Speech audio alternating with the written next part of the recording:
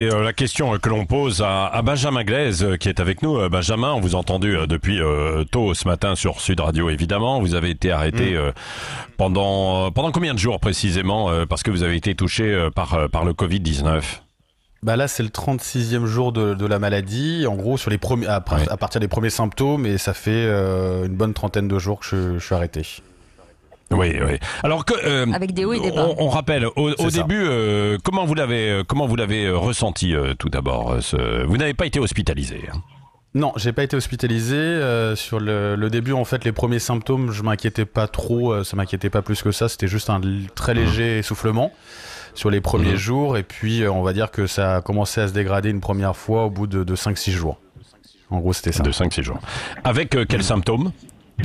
Dans un premier temps, c'était vraiment la question c'était les symptômes d'essoufflement, vraiment principalement avec un peu de fièvre, mais assez contenu qui arrivait, qui repartait. Mais c'était surtout de l'essoufflement pour le coup au tout début de la maladie. Oui, et par la suite, vous avez été complètement à plat parce que vous aviez des périodes complètement down, quoi, si je puis dire. Hein. J'ai eu pour le coup une assez grosse crise en fait au bout d'une semaine après les premiers symptômes. Où là les essoufflements étaient beaucoup plus importants. J'avais déjà appelé les urgences sur une première crise un peu plus légère où on m'avait conseillé de faire un exercice, à savoir de respirer fortement, de prendre une grande inspiration, puis de retenir mon souffle et de compter jusqu'à 20 à voix haute.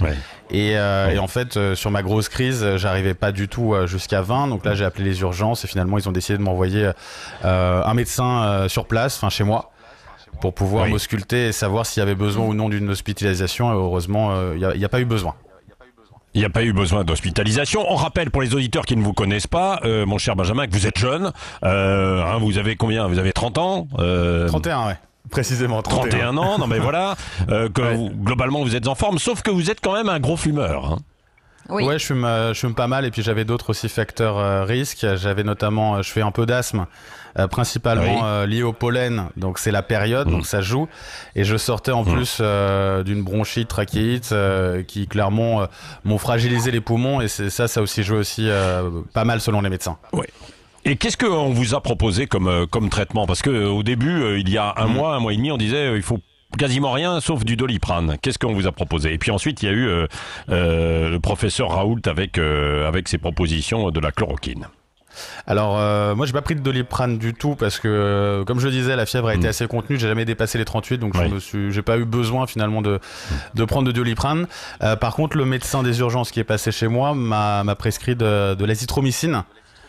Qui est en fait la molécule que couple le docteur Raoult avec la chloroquine et qui d'après ce que je lis et ce que j'entends sur les dernières études serait peut-être une des molécules qui aiderait et d'expérience. C'est un antibiotique. Cas, moi je l'ai pris, je l'ai pris pendant 4-5 jours et j'ai vu la différence clairement entre avant et après parce que si j'ai eu des rechutes par la suite assez importantes, assez régulières en tout cas, j'ai pas eu d'essoufflement comme j'ai eu sur ma première grosse crise. Donc ça c'était pour le coup, sur les poumons ça a joué. Oui, bon donc là ça va mieux, même si vous n'êtes pas sorti complètement de l'auberge parce que vous continuez d'être suivi, vous allez faire des examens réguliers ou pas? J'ai eu une prise de sang pour le coup avant-hier et les résultats sont bons, donc ça c'est rassurant sur le rein et sur le foie parce qu'a priori ça touche pas mal d'organes. Et puis alors après je devais faire à la base le médecin des urgences voulait que je passe un scanner parce qu'il avait noté qu'il y avait un risque de séquelles sur les poumons dans mon cas et sauf qu'en fait j'ai eu mon médecin traitant pour le coup cette semaine qui me disait et c'était intéressant que maintenant il faisait plus de scanner. Alors a priori il y a une prise de conscience sur le fait a priori parce qu'il y a eu trop de scanners réalisés au début de la maladie. Et les risques en fait sont peut-être plus importants que les bénéfices dans le sens où il y a une irradiation des organes et du corps et que peut-être qu'on a été un peu trop léger sur ces scanners là, qu'on en a trop fait. Oui, trop fait. Est-ce que Jean-Paul Hamon est avec nous? Oui, attendez, est-ce que Jean-Paul Hamon... Absolument. Oui, bonjour Jean-Paul, médecin généraliste justement et président de la Fédération des médecins de France. Vous avez entendu Benjamin nous raconter son histoire, son mois de lutte contre le Covid. Vous aussi Jean-Paul, vous aviez été touché par le Covid. Comment vous en êtes sorti? Bah, je m'en suis sorti tranquillement, c'est-à-dire que j'ai commencé, moi, pareil à peu près en même temps que l'auditeur, là, le dimanche 15 mars, j'ai commencé à sentir des frissons et 38. Et puis, je suis allé me faire tester le lundi matin avec une de mes associées qui avait les mêmes symptômes. Et on a appris le lundi soir qu'on était positif. Donc, bon, moi, j'ai pris un peu de Doliprane au départ. Bon, comme j'avais fait une pneumonie sévère il y a une dizaine d'années, je m'étais mis immédiatement sous Augmentin, qui est une pénicilline associée à une autre molécule. Et puis, au 4e jour, comme j'étais confiné, que bon, on n'a rien à foutre, qu'on est fatigué, qu'on écoute les infos, etc., qu'on lit des mails, j'ai, bon, naturellement lu vent du traitement du docteur Raoult. Et un copain pharmacien m'a dit, écoute, je t'amène du Plaquenil, c'est idiot de pas essayer. J'avais fait un électrocardiogramme une dizaine de jours avant, donc j'étais tranquille sur les éventuelles complications. Donc j'ai pris Plaquenil à 600 mg par jour et l'azithromycine. Et puis, bon, alors j'étais au 5e et 6e jour de la maladie et là, j'ai vraiment été complètement épuisé. J'avais des nausées, mais plus que ça. C'est-à-dire que je pouvais plus foutre un pied par terre. Dès que je faisais 3 pas, j'étais complètement épuisé. Donc, je me suis dit, au bout de 2 jours et demi, j'ai dit, bah, je vais peut-être arrêter les frais parce que un des inconvénients du Plaquenil et de l'azithromycine, c'est les nausées et puis ce genre de manifestations. Et tout comme j'avais pas de fièvre, je me suis dit bon allez, je vais arrêter. J'ai arrêté et puis j'ai recommencé à manger le lendemain. Ça a commencé à être mieux. Et puis quand même au 9e, 10e, 11e jour, le soir, je sentais monter la fièvre et j'ai eu plusieurs épisodes où la nuit j'ai vraiment trempé le lit. Donc ça veut dire que j'ai dû monter à 39-40. Et pendant 3 jours le soir, et puis dans la journée j'étais en forme, et puis depuis le 12e jour ça va. Donc aucune séquelle. Moi je trouve que votre auditeur il devrait quand même faire son scanner parce que les radiations, bon certes, mais il va pas en faire 50 000. Hein. Et donc ça permet quand même de voir si, comme il a des difficultés respiratoires, qu'il a des antécédents d'asthme, il court pas grand risque à faire son scan. Hein, Et c'est quand même une bonne indication. Surtout, ce que je voulais lui poser comme question, est-ce qu'on lui a mesuré sa saturation en oxygène au doigt là, parce que c'est ça qui détermine quand même qu'on fasse un scan ou pas. La saturation oxygène au doigt. Alors c'est quoi ça, hein C'est juste, c'est un tout petit appareil qu'on vous met au doigt, à l'index, et puis ça mesure le rythme cardiaque et puis votre taux de saturation en oxygène. Donc, si vous êtes au-dessus de 95, c'est correct, quoi. Benjamin ? Non, pour le coup, on me l'a pas fait. En fait, il a été rassuré assez rapidement parce que je ressentais, alors je sais pas exactement en termes médical ce qu'il en est, mais en gros, je ressentais plus des brûlures pulmonaires que vraiment un étau au niveau des poumons. Donc j'avais en gros un petit étau au niveau du bas de la gorge, mais qui était beaucoup plus léger pour le coup que les brûlures pulmonaires que je ressentais. Et selon lui, du coup, c'était l'indice qu'en gros, qu'au final, le corps avait bien encaissé, ou en tout cas que j'allais pas avoir besoin d'hospitalisation parce que j'étais pas en soi, selon lui, à ce moment-là, en insuffisance respiratoire. Voilà. D'accord, c'est bien. Et puis alors, ni l'un ni l'autre, on a eu d'arrêt du goût et de l'odorat. Ah si, par contre, ça, je l'ai, je l'ai toujours. Benjamin a eu. Benjamin l'a eu. Et alors, au-delà du goût et de l'odorat, il y a aussi sur le toucher. La sensibilité, ça aussi, je le sens pas mal. Oui, comme quoi, Jean-Paul Hamon, chacun a des symptômes différents, hein, bien sûr. Il y a des tas de symptômes différents. Et d'ailleurs, nous, sur nos listes de médecins, on s'échange des renseignements. Hein. C'est une maladie qu'on découvre, c'est un virus qu'on découvre. De la même façon qu'on a découvert qu'il pouvait y avoir des problèmes vasculaires, des embolies, des caillots, etc. Donc, ce qui fait justement la gravité et le côté totalement imprévisible de cette affection. Ouais, c'est ça.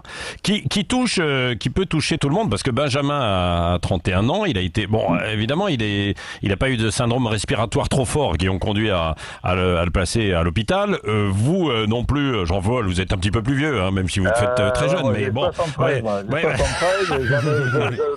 je cochais toutes les cases des patients à risque. Hein. Je cochais toutes les cases des patients à risque. Hein. Oui. Est-ce que vous pensez, mon cher Jean-Paul, parce qu'on est rassuré justement pour vous, vous. Est-ce que vous pensez que le fait d'avoir pris l'azithromycine et Plaquenil, alors je connaissais pas Plaquenil, mais ça a permis justement de freiner le développement du virus. Plaquenil, c'est la chloroquine. Hein, c'est la chloroquine, c'est la même chose, d'accord. Non, mais on n'en sait rien. C'est-à-dire que j'en ai pris 2 jours et demi. On peut absolument rien dire. Non. Ce qui est absolument incroyable, c'est que moi j'étais au téléphone hier avec un collègue qui me disait écoute, essaye le Stromectol, l'ivermectine qu'on donne dans la gale. On prend 4 comprimés une journée et généralement c'est impeccable. Donc lui, il avait une expérience pour avoir utilisé le Stromectol en Afrique, etc. sur le paludisme. Il l'a essayé sur les 5 patients de sa maison de retraite qui ont été contaminés. Et il m'a dit, écoute, ils sont guéris. Donc, alors, c'est pas une étude, vous voyez, mais en fait, ce qui semble ressortir actuellement des prescriptions des médecins, c'est qu'ils ils prescrivent tous des antibiotiques du genre de l'azithromycine, ils prescrivent des macrolides ou de la rofamicine ou quelque chose comme ça, ou de la doxycycline, systématiquement. C'est ça, tout le monde le fait. Quasiment, là, tous les médecins que je connais le font. Alors, il y en a qui rajoutent quelquefois des trucs, mais ça n'a aucune base scientifique, hein. Mais par contre, ça agit sur les bactéries qui sont responsables des pneumonies, et on se dit que mon Dieu, ça fait pas de mal, quoi. Mais il n'y a pas d'effet secondaire, Jean-Paul Hamon. Oui. Il y a des effets secondaires sur ces médicaments ou pas? Non, il peut y avoir des nausées, quelquefois avec de façon très très rare sur un type de macrolide. Là, il peut y avoir des troubles du rythme cardiaque si vous prenez déjà des médicaments pour le rythme cardiaque. Donc il y a des médicaments avec lesquels on ne les associe pas, mais ça, si c'est prescrit par un médecin et votre médecin traitant qui sait ce que vous prenez, on prend pas de risque, quoi. Merci beaucoup, Jean-Paul Hamon, médecin généraliste, président de la Fédération des médecins de France. Merci Jean-Paul d'avoir été avec nous. On vous retrouvera avec grand plaisir sur Sud Radio également. Merci à Benjamin d'avoir témoigné pour nous raconter son mois. 30 jours, Benjamin, c'est ça? 34? Là, c'est mon 36e jour. Mais ça va mieux du coup depuis 3-4 jours. Comme quoi, ça peut être long. Pour Jean-Paul, ça a été plus court et pour vous, un petit peu. jour, mais j'ai repris le boulot il y a 3 semaines, 3 semaines et demie. Il y a 3 semaines. Ah non, mais c'est du solide. Jean-Paul Hamon, c'est du solide, évidemment. C'est du tout terrain, ça. C'est du rock.